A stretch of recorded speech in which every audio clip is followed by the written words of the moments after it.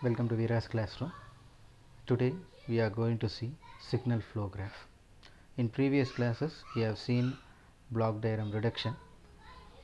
When we talk about block diagram reduction is used to reduce the size of a control system into a simplified equation. So there are two different methods to simplify a control system. One is block diagram reduction method and the second one is signal flow graph. When I compare these two, block diagram reduction and the signal flow graph, I always suggest signal flow graph to reduce a control system into a simplified control system, because signal flow graph has a set of defined rules to be followed, but block diagram reduction doesn't have a set of defined rules, because each and every step can be varied for each and for the same problem.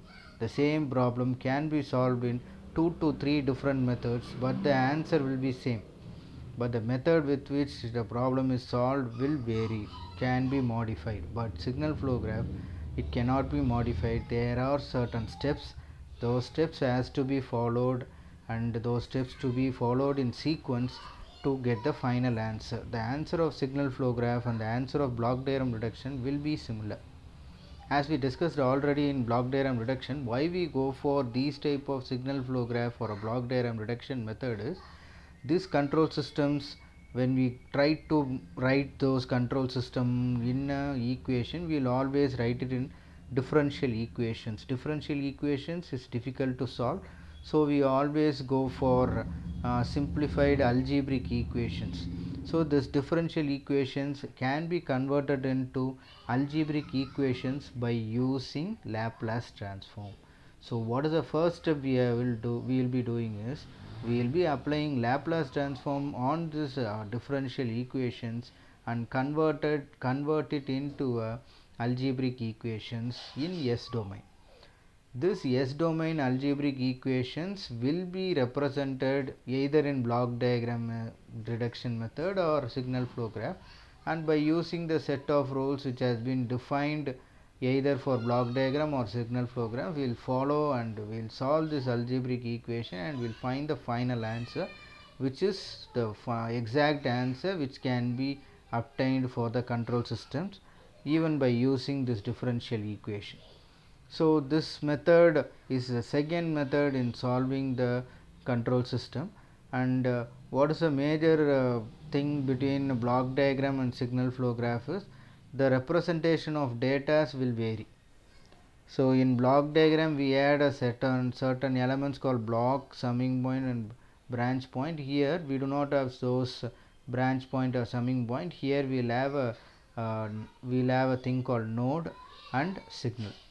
So the blocks will be considered as nodes, blocks will be considered as signals, and the branch point and the summing point will be considered as nodes. So we will first see the diagram how it is represented, and we will see each and every elements, and we will go for the final thing, the formula of how to solve the signal flow graph.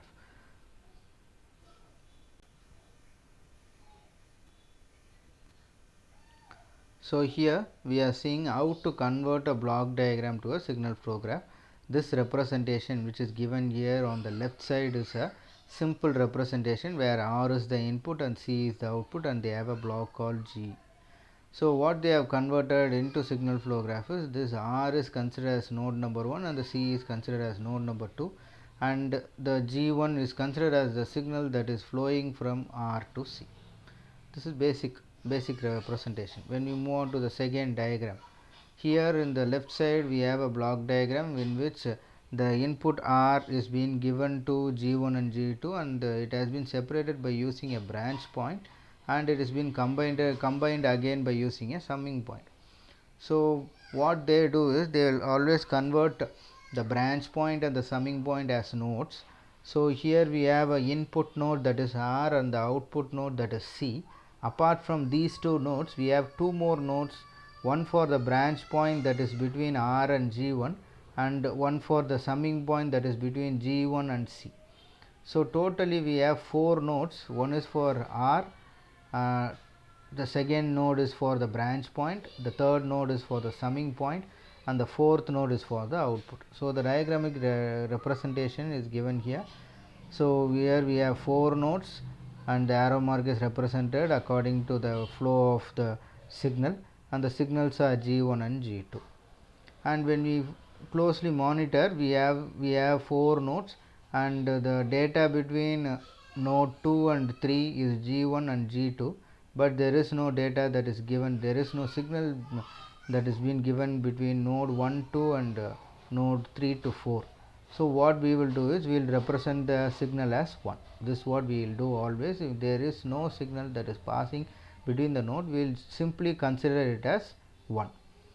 So what is the major thing? What is the major thing that has to be done? Branch point and the summing point to be converted into node, block to be converted into signal. So we will take a bigger block diagram and we will try to convert it into a signal flow graph. That's what we are going to do. Next thing, we will see how to simplify a signal flow graph. Here is the bigger block diagram. When we check out this block diagram, we have an input R and an output C, and the blocks are G1, G2, G3, G4 and G5, and we have a feedback element H1 and H2. So as we discussed already, the branch point and the summing point will be considered as node, and the blocks are considered as signal. So R, the input R is the node number 1, and the summing point adjacent to G1, that is between G1 and G2, is node 2. The summing point between G2 and G3 is node 3, and the branch point that is between G2 and G3 is node 4. The summing point that is between G3 and G4 is node 5. The branch point between G3 and G4 is node 6. Similarly, we have a summing point that is between G4, that is after G4, that is node 7, and we have 2 more branch points that is marked as 8 and 9, and the output C is marked as 10. So according to this block, while we converting into a signal flow graph, we are getting 10 nodes. And what are the signals? G1, G2, G3, G4, G5 are the signal that is moving in forward direction, that is from R to C. And we have 2 more signals, that is feedback element H1 and H2, that flows in reverse direction, that is from C to R. Okay, we will draw the diagram. First step is to draw a straight line and represent all the 10 nodes. So what I will do is I will draw a straight line and I will put the nodes dot. I will put 1, 2, 3, 4, 5 till 10 dots, and I will create the node. Then I will see the block diagram, and these blocks will be converted into signals. So we will see the signal flow graph here. So node 1 to node 10, I have drawn it here. So while seeing the above block diagram, we can easily find out there is a block between 1 and 2, so node 1 and 2, so that is being represented as signal G1, and there is a block G2 that is between 2 and 3, that is being represented as signal G2. While you compare the node that is 3 and 4, that is the summing point and the branch point, there is no signal or there is no block between node 3 and node 4, so we will write it as 1. When you come between 4th node and the 5th node, we have the block G3 that is being represented as signal G3, and the above parallel term is simple joined term, so there is no signal, so we will write it as 1. When you compare the node 5 and 6, there is no signal between node 5 and 6, so we will write it as 1. Between node 6 and 7, we have a parallel combination. Both the parallel combination we have a block, so it is represented as G4 and G5. So after that, between node 7 and 8, no signal, no block, so we will write it as 1. Between 8 and 9, the input is 1. Between 9 and 10, the input is 1.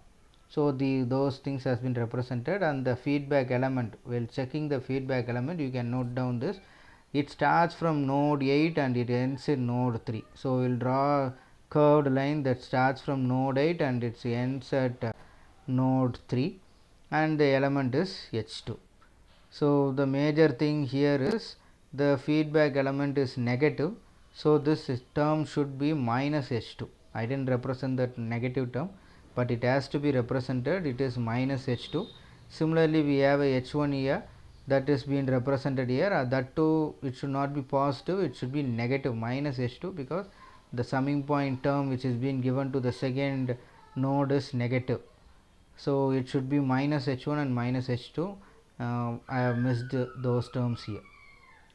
This is the representation of those feedback elements and the entire block diagram into a signal flow graph. Now we've found how to convert a block diagram into signal flow graph. Now we'll move on to the formula for signal flow graph and how these formulas should be used to convert a bigger signal flow graph to a simplified answer.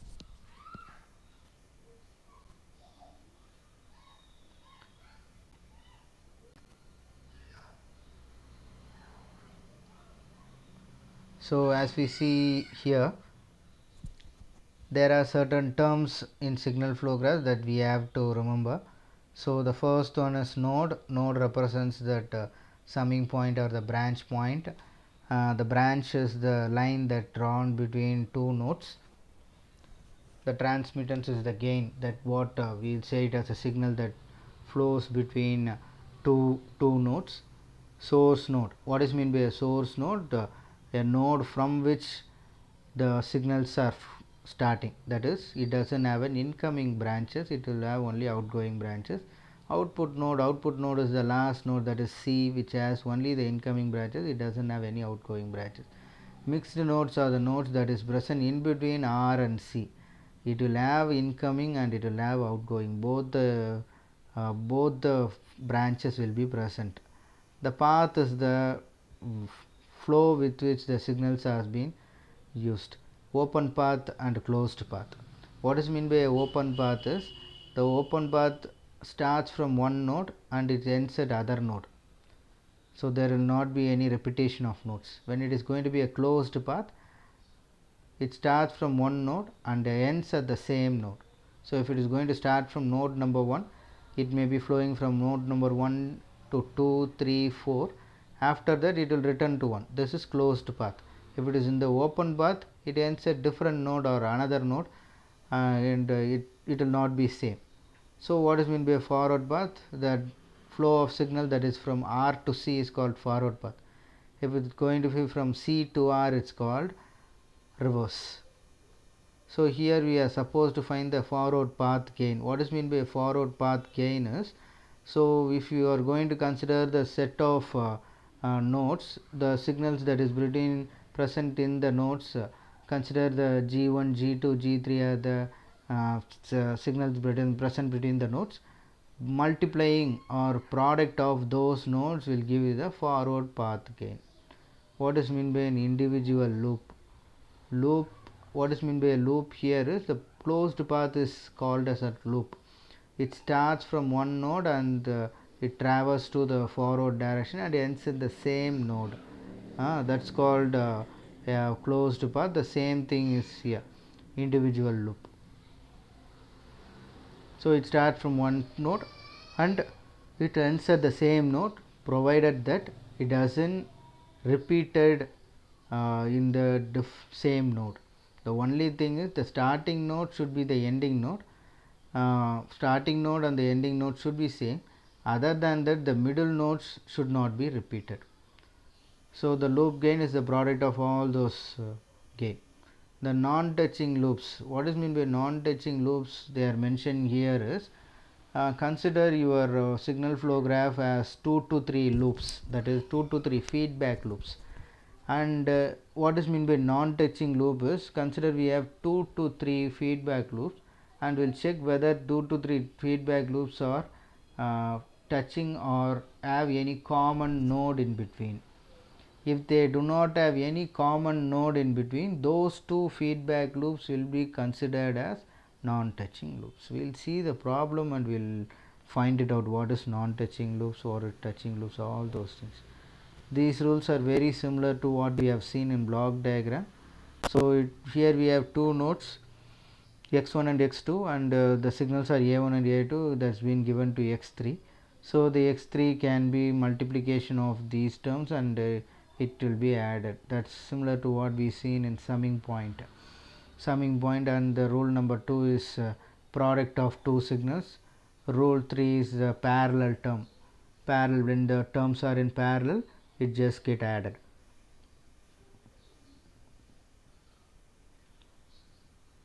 Rule number 4 is very similar to what we have seen already. A B is given to C, so they have separated into AC and BC and they have added it. This is just a simplification of signal flow graph. This we won't do it at all, because the problem which is being given to us, we will draw a bigger signal flow graph. Our intention is not to reduce the signal flow graph into minimum. They will be giving some formula. We have to find the terms for the formula from the signal flow graph diagram and implement it. We are not supposed to reduce the signal flow graph, that is not needed at all. So rule number 5 is the solvent of feedback loop, which we have already seen in block diagram reduction. So signal flow graph reduction, how it is done. So here this formula which has been used to find the simplified answer or the simplified control system by using the signal flow graph method is called Mason's gain formula. First we will see the Mason's gain formula. So Mason's gain formula is T is equal to 1 by del summation of k pk into del k. So we will see each and every term. The T is the overall gain, the transfer function of the system. Pk is the forward path gain. Del is, we have a formula for del. So del equal to 1 minus sum of individual loops plus sum of gain product of all possible combinations of two non-touching loops minus sum of gain products of all possible combinations of three non-touching loops, etc. Del k is the del for each and every forward path. If you have only one forward path, we will have only one del 1. If you have two forward paths, we will have two del 1 and del 2. If you have 5 forward paths, we will have different del 1, del 2, del 3, del 4, del 5. Based on the number of forward paths, the del k value varies. When we are going to see a problem, we can find how to use this Mason gain formula and how to find the answer. So with this, this video gets over. We will see the signal flow problems in the next video.